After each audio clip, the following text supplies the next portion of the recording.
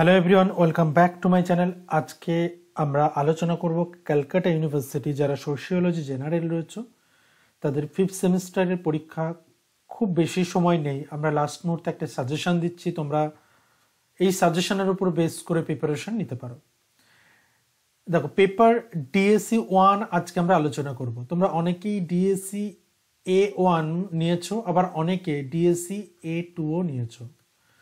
তো নেক্সট ভিডিওতে আমরা ডিএসসি A2টা আলোচনা করব, ফ্যামিলি ম্যারেজ এবং কিংশিপের যে পেপারটা। আজকের পেপারটা আমরা আলোচনা করছি religion and society DSC A1 এর কিছু গুরুত্বপূর্ণ কোশ্চেন। ওকে, চলো শুরু করছি আমরা 15 নম্বর দিয়ে। দেখো, 15 নম্বরের প্রথমেই বলবো দৈনন্দিন জীবনে ধর্মের ভূমিকা। ধর্মের ভূমিকা আমাদের ডেইলি লাইফ বা এভরিডে লাইফে ধর্মের কি রোল, সেই পার্টটা তোমরা দেখে যেও এখানে।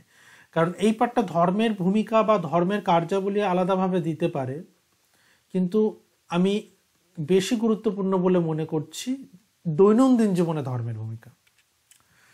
ধর্মের সমাজতত্ত্বে ইমাল ডুরখাইমের অবদান। দেখো, তোমাদের এর আগের ভিডিওতেও আমি আলোচনা করেছিলাম যখন সিলেবাস ডিসকাশন করেছি, যে বেসিক্যালি রিলিজিয়ান পড়তে গেলে আমরা 3জন ক্লাসিক্যাল থিঙ্কারকে পড়ে থাকি। তার মধ্যে ইমাল ডুরখাইম একজন, ম্যাক্স ওয়েবার এবং কার্ল মার্কস। এই তিনজনকেই তোমাদের পড়তে হবে। তো এই 3জন থিওরি বা এই 3জন ক্লাসিক্যাল থিঙ্কার থেকে তোমরা কিন্তু প্রশ্ন অবশ্যই পাবে। ধর্মের সমাজতত্ত্বে ইমাল ডুরখাইমের অবদান, এই পার্টটা তৈরি করলে এখান থেকে তোমার বেশ কিছু শর্ট কোশ্চেন কিন্তু তৈরি হয়ে যাবে। অর্থাৎ ইমাল ডুরখাইমের ধর্মের আলোচনা কোন গ্রন্থে আলোচনা করেছেন, ইমাল ডুরখাইম ধর্ম সম্পর্কে কোন বিষয় দিয়ে অ্যাকচুয়ালি ধর্মকে বোঝানোর চেষ্টা করেছেন, ইমাল ডুরখাইমের অনুসারে স্যাক্রেড কি, প্রোফেন কি, এই বিষয়গুলো কিন্তু চলে আসবে। অর্থাৎ ইমাল ডুরখাইমকে আমি বেশি ফোকাস করতে বলছি। ম্যাক্স ওয়েবারের প্রোটেস্ট্যান্ট ধর্ম ও পুঁজিবাদের সম্পর্ক কি, অর্থাৎ প্রোটেস্ট্যান্ট এথিক্স, এটা হচ্ছে ম্যাক্স ওয়েবারের রিলিজিয়াস পার্সপেক্টিভ। তিনি ধর্মকে কোন পার্সপেক্টিভে দেখেছেন। অ্যাকচুয়ালি ম্যাক্স ওয়েবার ধর্ম এবং পুঁজিবাদ অর্থাৎ ধর্ম এবং অর্থনীতির সঙ্গে একটা সম্পর্ক খোঁজার চেষ্টা করেছিলেন। সেখানে দেখেছিলেন যে প্রোটেস্ট্যান্ট ধর্মাবলম্বী মানুষজন বা প্রোটেস্ট্যান্ট ধর্মাবলম্বী যারা যে কান্ট্রির মানুষ, যে কান্ট্রিতে প্রোটেস্ট্যান্ট ধর্ম রয়েছে সেই কান্ট্রিতে পুঁজিবাদের উদ্ভব খুব দ্রুত ঘটেছে। হয় কেন, এই কারণটা তিনি কিন্তু এই প্রোটেস্ট্যান্ট ধর্মের বেশ কিছু এথিক্সের সঙ্গে কানেক্ট করেছিলেন। তো তোমরা এই পার্টে সেটা পড়বে। আর একটা হচ্ছে সাম্প্রদায়িকতা কি, সাম্প্রদায়িকতার বৈশিষ্ট্য, আরেকটা হচ্ছে ধর্মনিরপেক্ষতা কি, ধর্মনিরপেক্ষতার বৈশিষ্ট্য, বা সমসাময়িক সময়ে এইগুলোর চিত্র কি।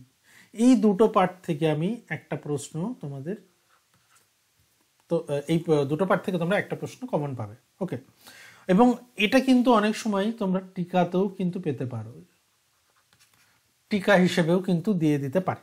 তো প্রিপারেশনটা সেভাবেই নিয়ে রাখবে।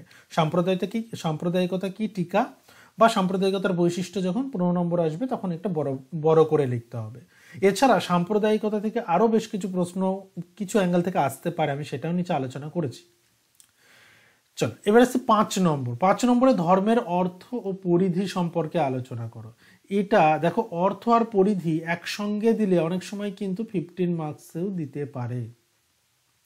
তো তোমরা অর্থ এবং পরিধি এই দুটো 15 মার্কসের জন্য তৈরি করবে, বা ধর্মের অর্থ যদি বলে সেটা 5 মার্কসের জন্য কিন্তু রেডি করা যেতে পারে। অর্থাৎ বলা যেতে পারে যে ধর্মের সমাজতাত্ত্বিক ব্যাখ্যা, ধর্মের সমাজতাত্ত্বিক ব্যাখ্যা। তো সেক্ষেত্রে কিন্তু ধর্মের খুব বেসিক জায়গা আলোচনা করতে হবে, এবং সেই সমাজতাত্ত্বিক ব্যাখ্যার মধ্যে 3জন থিঙ্কার অবশ্যই আসবে। কে? ইমাল ডুরখাইম, আর ইমাল ডুরখাইম, কার্ল মার্কস এবং ম্যাক্স ওয়েবার। এই 3জন থিঙ্কারের সংজ্ঞা কিন্তু অবশ্যই আসবে। 3জন থিঙ্কার ধর্মকে কিভাবে দেখছেন। তারপর চলে আসো 5 নম্বরে হিন্দু ধর্মের বৈশিষ্ট্য। এখানে বেশ কিছু ধর্ম আছে, আমি সেই ধর্মের মধ্যে হিন্দু ধর্মের বৈশিষ্ট্য এবং পরবর্তীতে আরো 2টি ধর্ম রেখেছি, সেই দুটো কিন্তু দেখে যাবে। হিন্দু ধর্মের বৈশিষ্ট্য, ধর্মের কার্যকারিতা। দেখা গেল ধর্মের দৈনন্দিন জীবনে ভূমিকা না দিয়ে ধর্মের কার্যকারিতা দিল, ফাংশনস অফ রিলিজিয়ান। ওকে, রিলিজিয়ান্সের ফাংশনস। তারপর চলে আসো নেক্সট প্রশ্ন, ডুরখাইমের টোটেম সম্পর্কে আলোচনা করো। দেখো, রিলিজিয়ান পড়তে গিয়ে আমরা যেটা প্রথমে আলোচনা করলাম, যে রিলিজিয়ান পড়লে আমরা কি কি দেখবো। ইমাল ডুরখাইমের টোটেম, স্যাক্রেড, প্রোফেন এই পার্টগুলো কিন্তু আমরা আলোচনা করব, এই পার্টগুলো আমাদের দেখতে হবে এবং এই পার্টগুলো কিন্তু আলাদাভাবে টিকা আসতে পারে। ওকে, নেক্সট চলে আসো, ধর্ম কিভাবে দ্বন্দ্বের সঙ্গে জড়িত। রিলিজিয়ান্স অনেক সময় কি হয়, কনফ্লিক্ট ক্রিয়েট করে, সেটা কিভাবে। টিকা লেখো, পবিত্র অপবিত্র যেটা বললাম, স্যাক্রেড অ্যান্ড প্রোফেন। তারপর চলে আসো সাম্প্রদায়িকতা সমস্যা প্রসঙ্গে সংক্ষেপে আলোচনা। দেখো সাম্প্রদায়িকতার সমস্যা, এটা তো একটা প্রবলেম, এই প্রবলেমটার সম্পর্কে সংক্ষেপে আলোচনা আসতে পারে। ধর্মনিরপেক্ষতা ও সামাজিক পরিবর্তন সম্পর্কে একটা টিকা, অর্থাৎ ধর্মনিরপেক্ষতা কিভাবে সোশ্যাল চেঞ্জ নিয়ে আসছে বলা যেতে পারে। খ্রিস্টান ধর্মের বৈশিষ্ট্যগুলি আলোচনা করো। দেখো আমরা প্রথমেই পড়েছি যে প্রথমেই আমরা দেখলাম যে হিন্দু ধর্মের বৈশিষ্ট্য, তোমরা এখানে খ্রিস্টান ধর্মের বৈশিষ্ট্য দেখবে এবং বৌদ্ধ ধর্মের উত্থান সম্পর্কে টিকা। এই তিনটি পার্ট কিন্তু একটু দেখে রাখো, এখান থেকে বৈশিষ্ট্য আসতে পারে। আর এগুলো অবশ্যই কিন্তু এই ধর্ম থেকে ছোট ছোট ধর্মের পার্ট যদি বৈশিষ্ট্য জানতে দেয় বা টিকা লিখতে দেয়, তাহলে সেক্ষেত্রে এগুলো 5 নম্বরেই তোমরা পাবে। ওকে, এই হচ্ছে মোটামুটি আমাদের 5 নম্বর আর 15 নম্বর। এরপর কিছু শর্ট কোশ্চেন আমি দিয়েছি, শর্ট কোশ্চেনগুলো তোমরা একটু দেখে রেখো। সাম্প্রদায়িকতার কুফল, ম্যাক্সওয়েবার রচিত গ্রন্থ যেখানে তিনি ধর্ম সম্পর্কে আলোচনা করেছেন, Protestant ethics and the spirit of capitalism. Okay, ধর্মীয় আচার, রিচুয়ালস, যেটা পুরা কথা বা মিথ, এটা আমরা বলতে পারি রিচুয়াল। তারপর ধর্মীয় বৈচিত্র্য, সাম্প্রদায়িক সংহতি, খ্রিস্ট ধর্মের প্রবর্তককে দুর্খেমের অপবিত্র ধারণাটির অর্থ কি, অর্থাৎ অপবিত্রতা বলতে কি বোঝায়।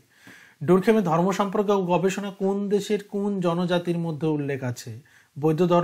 বৌদ্ধদের একটি ধর্মীয় গ্রন্থের নাম লেখো। দেখো এগুলো আমি বিগত বছরের কিছু প্রশ্নপত্র থেকেও আমি এগুলো তোমাদের পড়তে বলবো, যে বিগত বছরের প্রশ্ন যদি থাকে সেগুলো থেকে শর্ট প্রশ্নগুলো তোমরা একবার প্র্যাকটিস করে নেবে। এর মধ্যে তোমরা বেশ কিছু কমন পাবে বিগত বছরের প্রশ্নগুলো। বিগত বছরের প্রশ্ন এর মধ্যে কিন্তু আমরা দিয়েছি কিছু, বেছে বেছে কয়েকটা গুরুত্বপূর্ণ পাঠ আমরা রেখেছি। যেমন হিন্দু ধর্মীয় মহাকাব্য দুটির নাম লেখো, ইসলাম ধর্মের একটি গ্রন্থের নাম, ধর্মীয় বিশ্বাস ধর্মীয় চর্চার মধ্যে পার্থক্য, important. Protestant ethics and spirit of capitalism গ্রন্থটি কার লেখা, ম্যাক্সওয়েবার। দুর্খেমের পবিত্র ধারণাটি কি, মানে পবিত্র বলতে কি বোঝায়, বেসিক পার্ট। দেখো স্যাক্রেড অ্যান্ড প্রোফেন, আমি অনেকবার বললাম স্যাক্রেড অ্যান্ড প্রোফেন, এটা কিন্তু তোমরা অবশ্যই দেখেছো, এটা বাদ দিয়ে কেউ যাবে না। দুর্খেমে ধর্ম সম্পর্কে গ্রন্থটির নাম কি, টোটেমবাদ কি, ভারতে পাওয়া যায় এমন দুটি ধর্ম বা ভারতে দেখতে পাওয়া যায় এমন দুটি ধর্ম, ধর্মনিরপেক্ষতা বলতে কি বুঝি, সোশিয়োলজি অফ রিলিজিয়ন গ্রন্থটি কার লেখা, এবং ধর্মনিরপেক্ষতার যে কোনো দুটি বৈশিষ্ট্য। এই হচ্ছে মোটামুটি ওভারঅল কিছু শর্ট কোশ্চেন আমি দিলাম। এগুলো তোমরা আশা করছি তোমাদের অনেকেরই তৈরি। আর এর মধ্যে অনেক প্রশ্ন কিন্তু তোমরা একটু ক্যালকাটা ইউনিভার্সিটির যে প্লেলিস্টটা রয়েছে তোমাদের আমাদের ইউটিউব চ্যানেলে, প্লেলিস্টের ক্যালকাটা অ্যান্ড স্টেট ইউনিভার্সিটির একটা প্লেলিস্ট আছে, সেই প্লেলিস্টটা অবশ্যই তোমাদের বলবো চেক করতে, কারণ এখানে তোমরা অনেক ভিডিও পাবে যেগুলোতে এর মধ্যে থেকে শর্ট প্রশ্ন তোমাদের তৈরি হয়ে যাবে। যারা খুব সিরিয়াস আছো, যারা খুব ভালো নম্বর তুলতে চাইছো, বেসিক্যালি আমি তাদের জন্য বলছি। আর যারা ভাবছো যে আমি সাজেশনটা দেখে গেলাম, 2-4টে প্রশ্ন পড়ে যাব, গিয়ে কমন পেয়ে যাব, লিখে দেবো, তাদের জন্য নয়। আমি যারা একটু ভালো নম্বর তুলতে চাইছো তাদের বলবো বেশ কিছু ভিডিও দেওয়া আছে, তোমরা ভিডিওগুলো একবার দেখে নিতে পারো, তোমাদের উপকারী হবে। ওকে, এই হচ্ছে মোটামুটি আমাদের আলোচনা। আচ্ছা, লাস্টলি আর একটা প্রশ্ন এটা না বলেই আমি শেষ করে দিচ্ছিলাম, যেটা হচ্ছে ধর্মনিরপেক্ষতা সাম্প্রদায়িকতার মধ্যে পার্থক্য নির্দেশ করো। এই হচ্ছে আমাদের আজকের আলোচনা। তো আজকের ভিডিও এখানেই শেষ করব। শেষ করার আগে বলবো, যারা প্রথমবার আসলে আমার চ্যানেলে, তারা অবশ্যই পরবর্তী সেমিস্টারে হেল্পের জন্য চ্যানেলটিকে সাবস্ক্রাইব করে রেখো। আর আমাদের চ্যানেলে জয়েন বাটনটা দেওয়া হয়েছে, যেখানে আমি প্রিভিয়াস ভিডিওতেও বলেছিলাম যে তোমরা অনলি সোশিয়োলজি ফ্যান ক্লাবের সদস্য হয়ে যাও, তাহলে তোমরা যখন কমেন্ট করবে তোমাদের নামের পাশে একটা স্টার চিহ্ন দেওয়া থাকবে, যেটা তোমাদের ফ্যান ক্লাবের সদস্যদের একটা চিহ্ন। এবং এই ফ্যান ক্লাব হচ্ছে, তার জন্য তোমাদের 29 টাকা পে করতে হবে, যেটা অনলি সোশিয়োলজির ইনফ্রাস্ট্রাকচার ডেভেলপমেন্টের জন্য তোমাদের একটা অনুদান বলতে পারো। ওকে, সো শেষ করছি এখানেই।